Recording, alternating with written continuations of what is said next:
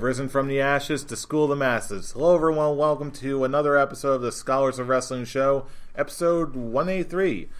I'm your man behind the microphone, Scholar Jeff. To my right is Scholar Tarek. What's up, sir? Hi, how are you? I am delightful. Isn't that right? To my left, Mr. Scholar Brian. Sure. In the week that was the internet's wet dream. I was going to say, there's no way that's all you two have to say. Our minds are blown. There's nothing left. All you're going to get from us is hi and short, because there's nothing left to say. Our minds are completely gone. Well, we're still going to, again, we are the Scholars of Wrestling, and we're going to have to break this week in wrestling down in excruciating detail.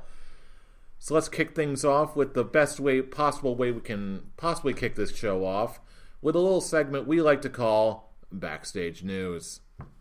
Yes, we shall go ahead and peek behind the curtain and check in on a little Backstage News. News. I hate you all. Meh.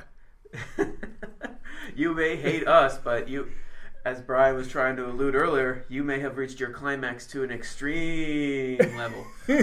Actually, it's not the G1 climax. It's Wrestle Kingdom. It's of New course, Japan. It's the Wrestle Kingdom climax to end all Wrestle Kingdom climaxes. It's New Japan. Every time we talk about New Japan, we just have to talk about climaxing at some point.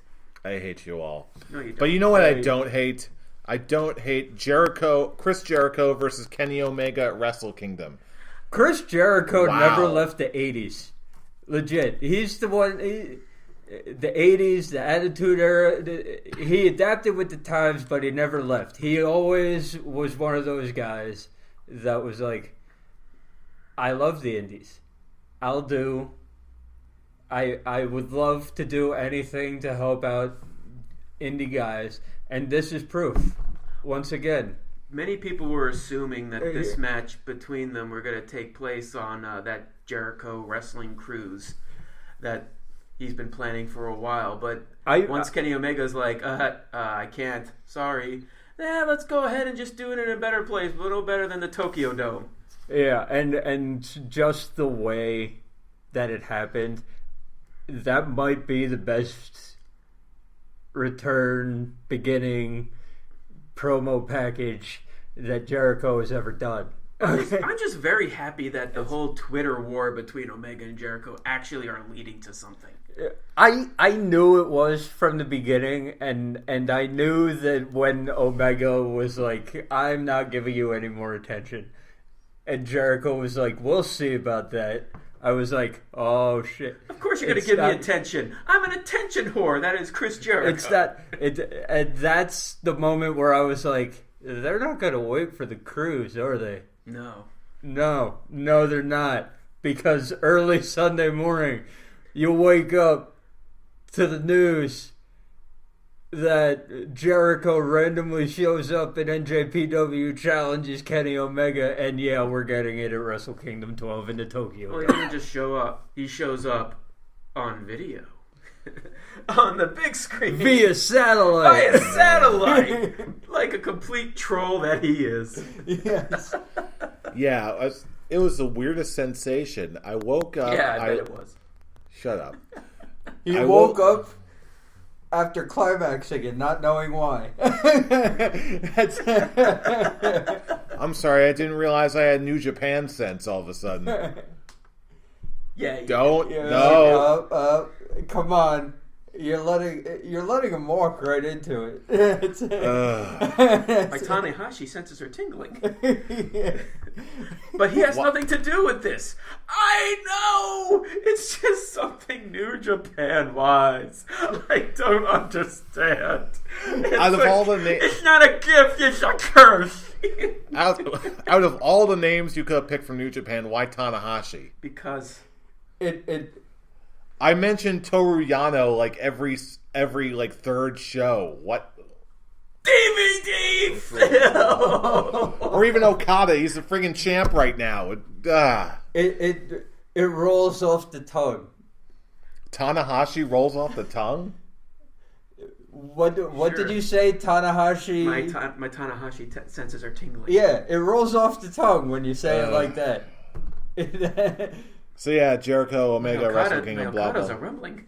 But I want to hear about your Okadas. And Jericho is like the only person who can go to a rival promotion, set up a huge match for that promotion's major pay-per-view, and still get happy birthdays for Vince McMahon and everybody at the WWE 4 days later that week. Yeah, apparently this must be part of some sort of talent exchange because he's. I don't think so. He's still technically under contract with WWE. He's not. No, he's not. That got changed. He hasn't been under contract since Payback. But, as far as I understand now, he's technically a free agent. He can go wherever he wants. But it's confirmed that he did get permission from Vince. This is okay. This has gotten the McMahon okay. Well, I would hope so. After they got freaking Jushin Thunder Liger to face Tyler Breeze at that one pay-per-view. I think this is a little bigger bit of a deal, but it's Jushin Thunder Liger. He's versus Tyler Breeze back before Breezango. When nobody. It doesn't matter. It went with Xavier Woods as the special enforcer. What? I don't know what you're referencing right now. The Omega feud that he had at up, down, down. Oh. I thought we were like referencing like two different things right now. I'm kind of am. Oh, brother. But yeah, this was just the start of one of the best weeks in professional wrestling that I can remember from when we started doing this. Like, this could possibly be the best week. It's certainly up there. Because, everything that I wanted to happen this week happened. Everything. Like, I was hoping that we were going to get Jericho Omega at some point. We got it. Okay. And we'll talk more about other things throughout the show. But this... It was a very happy week. It was a very happy week after after many down weeks. Yeah. And speaking of something that could qualify as either... this week, ESPN's 30 for 30 on the Nature Boy Ric Flair himself. That was released this week, and I've only watched a little bit of it. I haven't finished it yet. It was very enjoyable. I'm hooked. I'm just like, yeah. I hate that I actually fell. Granted, I only fell asleep because it was really late at night, not because I was bored. I only watched a little bit of it. I woke up. I saw that it was over. I'm just like, shit, I have to watch this again. Oh, wait, I have to watch this again. Yay. Woo! They did a very good job. They brought in things that I wasn't sure they were going to bring in. So... And I'm glad that they did. I'm glad they pulled no punches with this. Yeah, I didn't know if they were going to bring in the broken back. Mm-hmm. I didn't know if they were going to go into all the drinking and the problems. And they did. So I'm like, it's good that they got all sides of the Nature Boy in this documentary. And it really worked. Like, this was really good. If you have an hour to spare, okay, it's a must. It's a must watch.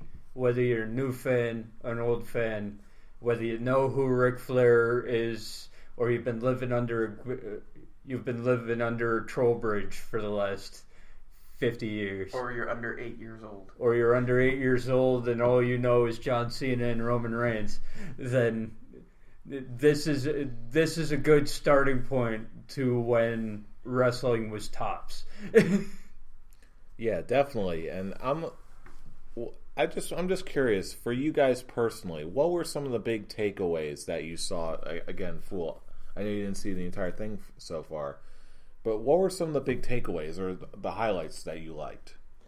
I liked the fact that, as we said, they pulled no punches. Everything that happened in his career, good or bad, was brought up in the show.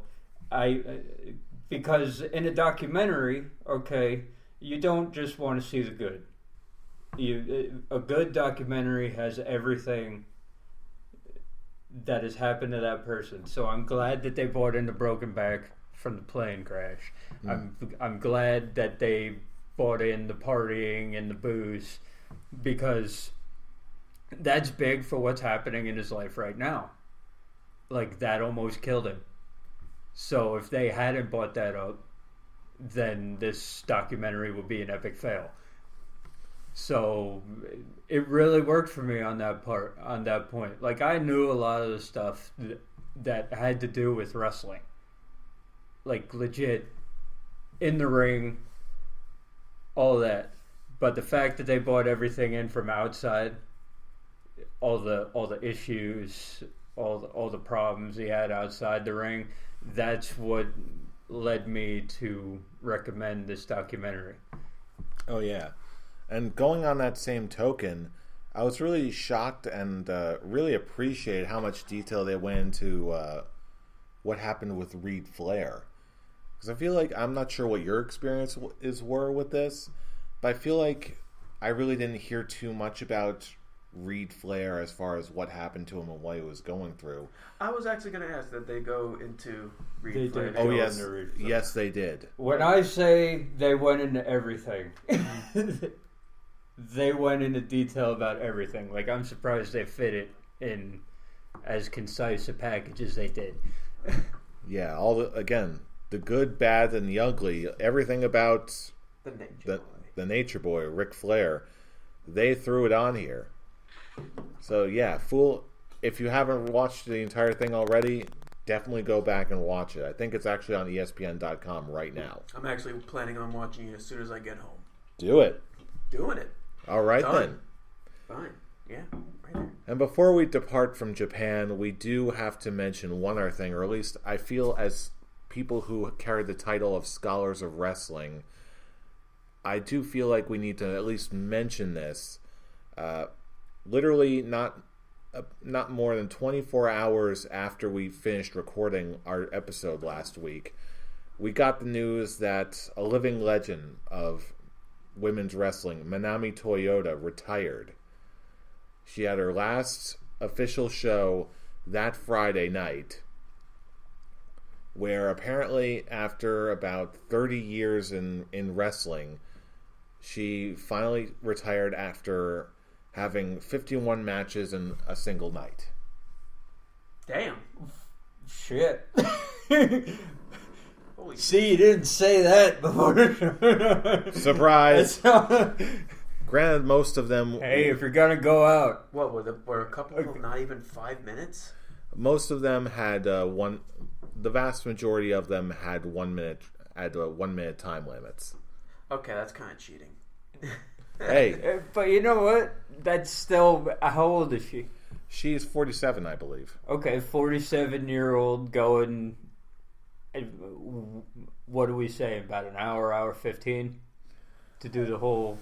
Yeah, basically the entire show was all Manami Toyota matches. Okay, so really...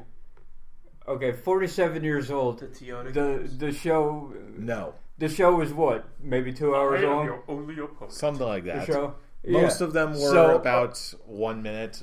Most of the matches, about half of them were 1 minute draws. And the first one, I believe, was a tag match that was longer. And then the last one was more of a best of 3 series or something like that. Those were longer matches.